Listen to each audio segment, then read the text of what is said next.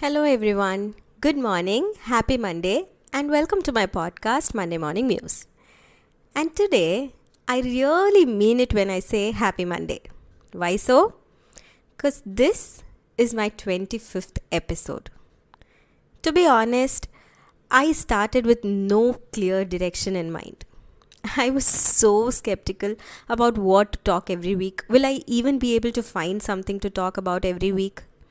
Am I good enough to take it forward, etc., etc., etc.? But today, as I touch the number 25, I feel this is more of my happy space. A place where I can just drift away in thoughts and penning down those thoughts into an episode. It has been my recent source of adrenaline. As this episode is very special to me personally, I thought let me take up a topic as special too. But then, it wasn't as easy as it sounds. There are things that make me instantly happy in life, like good food, especially desserts, a strong cup of coffee with the right tint of bitterness, laughing out my heart out with friends over the silliest of jokes, and listening to my most favorite songs on repeat mode, and so on. But you know what? I will never be able to do justice to any of these how much ever I talk. So I dropped them and kept wondering about the topic while returning back from office in auto. It was a regular late night ride. The traffic in Chennai was subsiding and a few people like me working in odd shifts returning back home. I was looking around and admiring the beauty of the city at night, which I do every single time and can never get bored of. And when the signals turned red, a scene caught my eyes. It was quite an empty road with very few pedestrians. A couple, who I assumed should be in their late 50s or early 60s, were holding hands and walking on the walkway. They strolled and stood near the bridge overlooking the lake. The old man, who was holding an ice cream in his hand all the while, unwrapped the cover, and the old lady's face just glowed in excitement. Then they happily shared the ice cream, smiling and talking all the way. Maybe this is their ritual, or they were on an ice cream date, but who cares, right?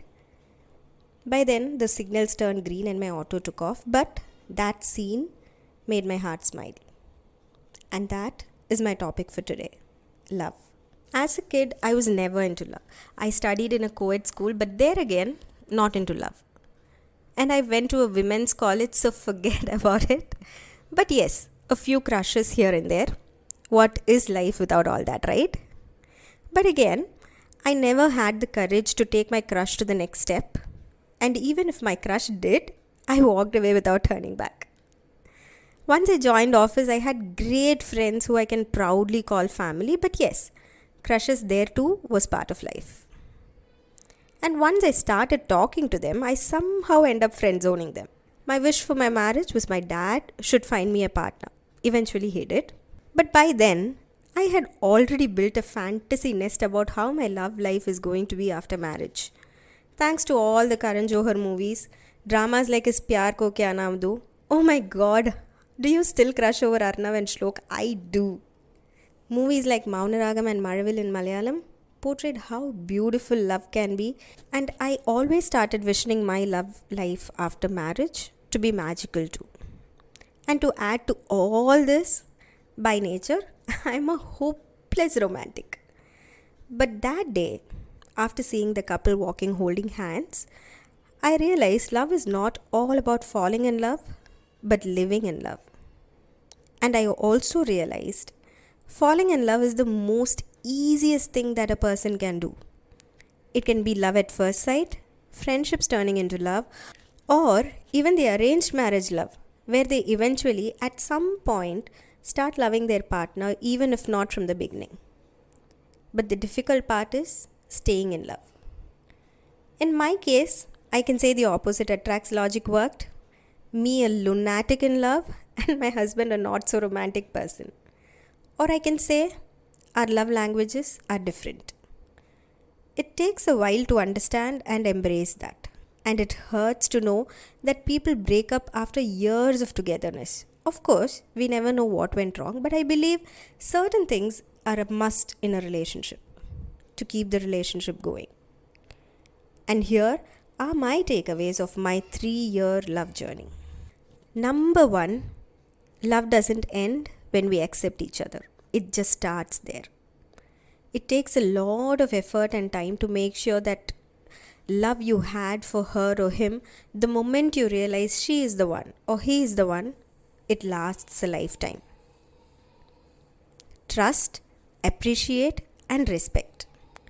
Trust your partner. Forget about the past. Everyone has a past. But you agreed to move on and took on each other, so just leave the past in the backseat. And appreciate each other more. Oh, you look nice. Great food. Love your new haircut. Did you get your nails done? Nice shirt. Looking handsome. Looking gorgeous. Appreciate in words and actions. Notice the little things. It will leave a big impact. And respect each other's likes, dislikes, and boundaries. Be an open book, at least with your partner who's going to travel with you for life. Share your passwords, not to spy on each other, but to know that you can access any part of each other's lives at any point in time. Discuss everything: past, present, future plans, budget, spending, savings, menu for the week, every single thing. Be open, be honest. Surprises. Who doesn't love? Get her the sari she's been secretly wishing for. Get him the gadget he's been eyeing but postponing. Too expensive? Just go home with a rose. Travel. Not to just explore places, but to explore each other. That's the only place you get to be without your team's call. Take the vacation you have been planning for. Spend quality time with each other. And do not forget your date nights once you get married or once you both fall in love. Keep the spark alive. Movie dates, candlelight dinners, beach dates, or just sitting at home in each other's arms with your favorite series and popcorn on a Friday night. Make it a ritual. Never give up on each other. No matter how terribly you fight, make sure you choose the same person over and over again. Everything will seem better together. Finally, lots of hugs, kisses, and love. What is love without all these, right? I have seen many people who take the words "I love you" so granted, especially after marriage. And the reason they say is, why to keep proving when you're already married and have kids? Or do you think I would have married you without being in love? But to me, that is when you need to love more. Because like I said, falling in love is very easy, but difficult is staying in love and living in love. And all this only if you madly love your partner. Not because you were once in love with that person, not because you eventually married and had kids, not because of the fear of judgment from the society, only and only if you wish him or her by your side when you have lost all your teeth and wrinkles all over your face, to come by and check if you had your medicines. Only and only if you wish him or her by your side when you have lost all your teeth and wrinkles all over your face. He has to come by and check if you had your medicines for night and kiss you good night every single day. Because the best thing to hold on is always each other. To me, love is magical. Call me old school, but I will light up like that old lady over the bridge for even the tiniest actions of love. Call me cringe or clingy, but the comfort and peace while clinging on to your loved one is what life is all about end of the day. For me, the effort makes the difference, and there should always be some madness in love.